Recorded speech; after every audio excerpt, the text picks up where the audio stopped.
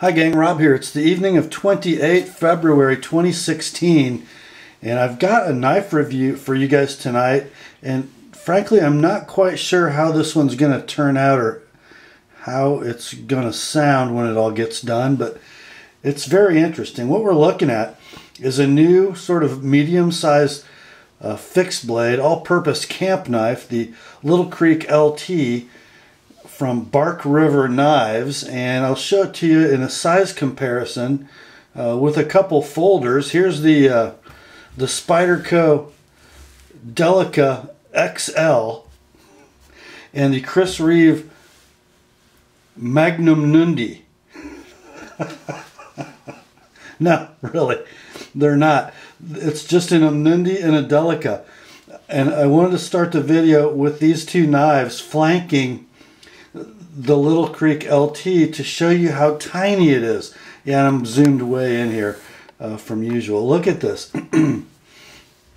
That's a Delica and an Nundi. And clearly, by a lot, the smallest knife in your picture is the Little Creek LT. Brand new run as of February 2016 from Bark River Knives. It's so tiny. Let me get these folders out of the way. And just for comparison's sake, my sort of next smallest fixed blade is the featherweight Fox River from Bark River, and look, it just dwarfs the Little Creek, doesn't it? Very interesting.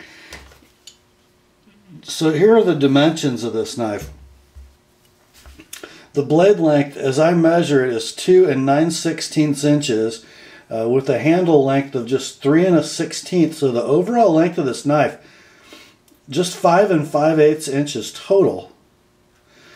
The weight, 1.9 ounces with the sheath, which is a very simple sort of fold-over bushcraft style leather sheath with a belt loop on the back, by the way. Total weight, 2.8 ounces. Very interesting. And frankly, the Little Creek has been part of the Bark River lineup for some time. And as I started buying Bark River knives several months back, the Little Creek is one that I passed by. It was just too small, given that previous runs of the Little Creek used 145 or 150 thousandths thick blade stock. The LT, this new run, is in A2, just an 1/8 of an inch thick, and as you can see, proportionally still pretty chunky, but with a full height convex grind, coming to a really thin behind the cutting edge dimension, especially after I got done with it. It's just such a different knife. It's kind of an ultimate slicer, even though it is a little thick at the spine. And this is sort of my latest EDC fixed blade, and it is a small EDC fixed blade. As you can see, just a 3-finger knife with the pinky sort of resting on the butt, which actually gives you kind of a powerful little grip in the saber grip. Then if you want to go over to the overhand pinch grip, still really comfortable. Notice the handle, kind of small, so it doesn't sport that normal Bark River Coke bottle shape. It's very straight, just with a little taper from pommel to the front of the grip. But not bad in hand, in a variety of grips, believe it or not, for such a tiny little thing. And I've been carrying this around. I've had it for less than a week, but it really hasn't left my side or my front left pocket. I just drop the whole thing, knife and sheath, in the bottom of my pocket, usually with a larger modern folder clipped to that same pocket. They don't get in each other's way, and it's under 3 ounces with the sheath. Just pull it out and go to work, opening mail, Cutting up boxes, which it does very well. I mean, very well. I don't carry my small folders very much. I get down into that 3-inch class of folder, and they just seem to stay home. And I'll go with a larger modern folder and then a traditional pocket knife in pocket for fine tasks. But there's something charming about this little guy. I mean, you think about how much real capability it gives up, even versus a featherweight Fox River, and it seems like it's almost a toy. But it's not. It's got this weird sort of allure to it. There's something else kind of special. I'm not sure how this happened. I really meant to call Bark River and talk to Mike Stewart or Jim about how this happened. They normally run, and A2 is sort of Bark River's standby Old Faithful blade steel. They normally run at 58 to 59 Rockwell, where it's happy. That's a hardness plateau for the tempering of A2. There's sort of a wide range of tempering temperatures or even grinding temperatures that'll leave it there at 58 to 59. Somehow these blades came out 60 to 61, which is pretty hard for A2. And I'm kind of curious as to how much toughness it will retain, because you guys know A2 is a fine-grained, higher carbon, air hardening tool steel that takes a super keen edge. Not the greatest edge retention in the world, although it's pretty good, but its claim to fame is toughness. So it'll take a bit of a beating without chipping or rolling, and we'll see how it does at 61 Rockwell. But, you know, I'm not going to baton a 2 9/16 inch knife blade through a piece of wood. It is a fine task EDC blade. Just a beautiful classic drop point blade. Almost looks like a Bravo, doesn't it? While we're looking at it, this is handled in beautiful natural canvas micarta with stainless steel Corby bolts and a lanyard tube, and then green liners. Pretty cool. Normal Bark River fit and finish. Everything's very nice.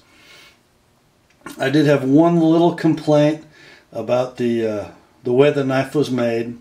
If you notice, let's look at the choil, which is kind of just an extension of the underside of the handle. Notice how the choil extends past the rather sharp plunge grind.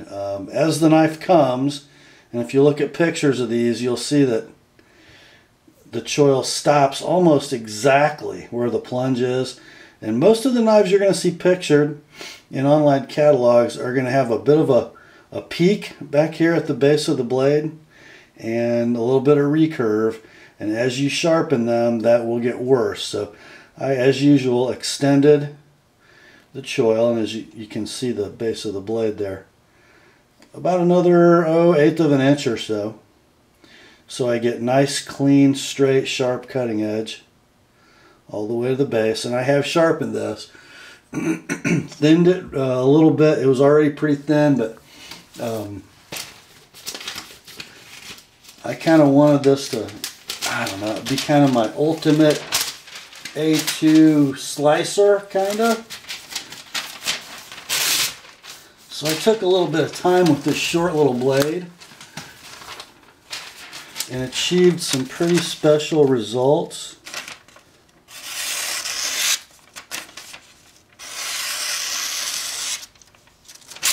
It's short. Watch it push cut. I just push cut my finger. There we go.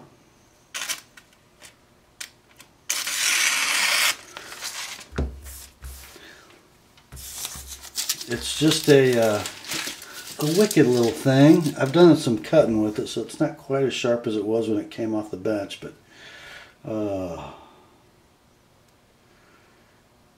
it's just so nice and thin. Let's see if the camera will even pick this up.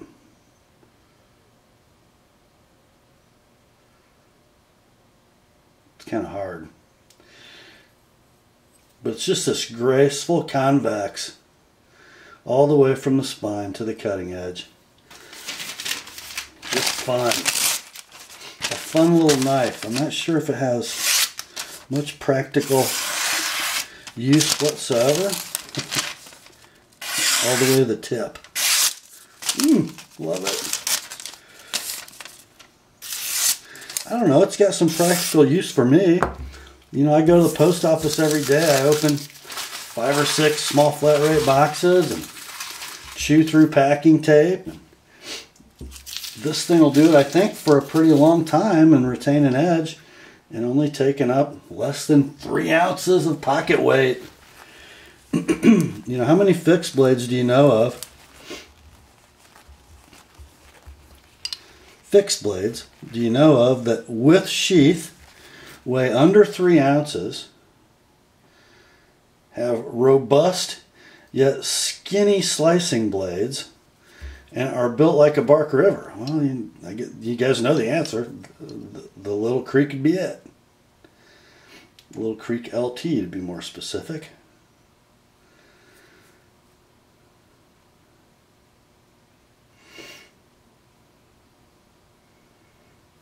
I really wasn't aware how tiny it was. You know, you can read specs and you look at pictures, and no matter what size the Bark River knife is, whether it's, you know, 2 9/16 inch blade or 5.5 inch blade, the picture, they look the same, because you know the pictures are the same size, and they center the knife and they put it in proper perspective to fill the frame, and you really don't know till you get it in your hand how tiny it really is. But and it does take a day or so to get used to that diminutive little handle, but it happens soon enough. And I don't know, guys, I just sort of found myself, after carrying it around for a few days, not really wanting to leave it at home. Who knew? And these knives are going to run, if they're in a sort of standard material like this natural canvas micarta, I think they were like 143 without liners and 149 with liners maybe. So under 150 bucks if you buy a micarta one. And then, you know, the more exotic the handle material you get, the closer to $200 they get. And you know what, that sounds like a lot, doesn't it? You know, my HAP 40 Delica, less than 100 bucks. I've got a GEC EDC fixed blade coming in a couple days that was 55 bucks with the sheath with 1095 steel and a bigger knife than this, and also natural micarta. It's a lot of money, I think, for a knife this small. If you're sort of one who fancies the Bark River knife and you want a tiny one, something you can just drop in your pocket and forget it's there, here it is. It's a charming little thing, just charming. And oh man, you know, once your hand gets used to that tiny little handle, you can do some cutting with this knife. Of course, in a tactical situation, you might be a little hampered.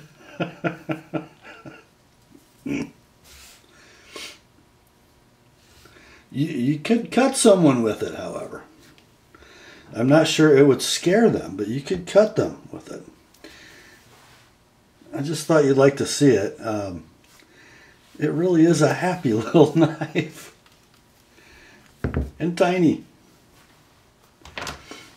That's all for this one. Grace to you and peace, my friends, from God our Father and the Lord Jesus Christ. And remember, the Word and my Little Creek LT are sharp.